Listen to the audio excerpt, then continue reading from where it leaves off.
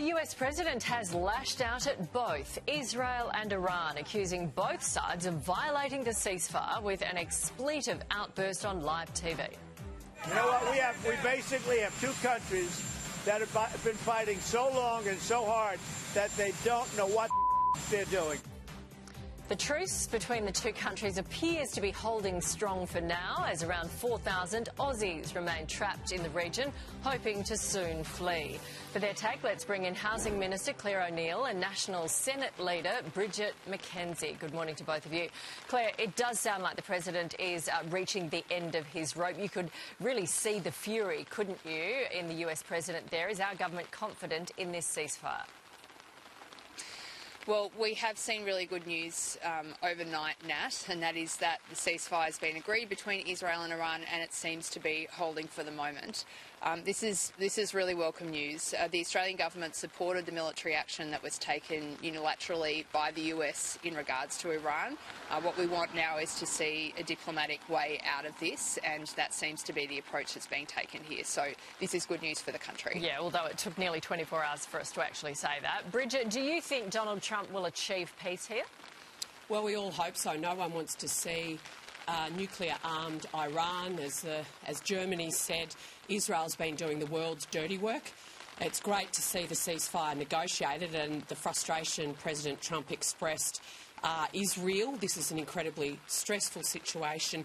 We want both Israel and Iran to honour their word for a ceasefire so we can find a peaceful solution and de-escalation. But this will be quite a remarkable outcome if the ceasefire holds for President Trump to have negotiated that. Let's talk about the Aussies in that region now. A Mercy flight out of Israel was arranged overnight. I think 119 Aussies trying to flee that country. Still about 4,000 more between both Israel and Iran trying to get out. Clare, could you give us an update on our efforts to help them? Thanks, Nat. One of the most important things that the Australian government does at a time like this is work out how we can provide the most assistance to citizens who find themselves really in a war zone or in the path of conflict. And this is no different. We saw 119 Australians make their way out of Tel Aviv with Australian government support overnight. That's really positive. We have about 3,000 Australians who are in Iran and just north of 1,000 who are in Israel at the moment. So the consulates work with those particular individuals and families to try to help them get out. If you're watching at home at the moment and you've got a family member who's stuck overseas, make sure they've registered with the Department of Foreign Affairs and Trade. We have incredible experts who work night and day as hard as they can to help citizens to safety, and I really want to commend their work this morning. Yeah, you're right. They are the people doing such amazing work. Look, the Prime Minister could be headed to Beijing next month for a face-to-face meeting with Xi Jinping. That would be, I think, his fourth meeting with the Chinese president, while he's still yet to have one with Donald Trump. Bridget, the coalition is pushing him to add Washington, D.C. to that itinerary. Yeah, Nat, I've been saying repeatedly that the Prime Minister's casual approach to meeting President Trump has actually caught up with him. We know that you don't always have to like your allies, but you should always be respectful to them. And in the last election we saw anti-Trump rhetoric being used to win a domestic election, and that is having repercussions, I think, right now with our relationship with the US.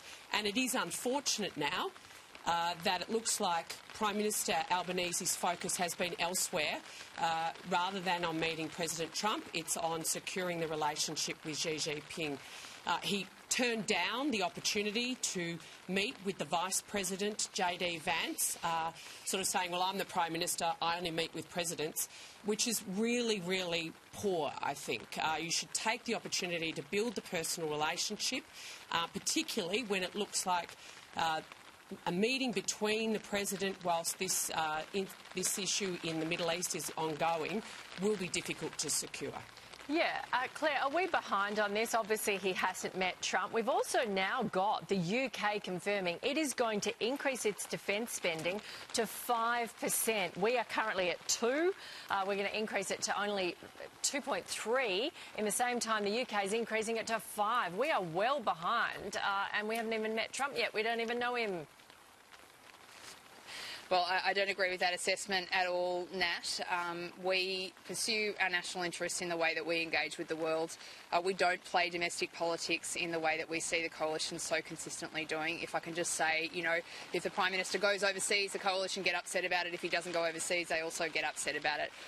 This is really just noise. We take this incredibly seriously, and if you look at the way that Anthony Albanese and our Foreign Minister Penny Wong have turned around Australia's global standing over the past 3 years, it's really a great credit to these national leaders of ours. So I've got enormous confidence in the way that they pursue these relationships, you know, across China and the US and our other friends and partners around the world, and we'll continue to pursue the national interests, and you know, the domestic politics here is not relevant. Okay. Bridget, I know you're shaking your head, but you guys did call him Airbus Elbow when he went overseas a lot in his first term. And I've been really clear, Nat, he should have gotten on the plane a lot earlier, like other world leaders did before the inauguration of President Trump.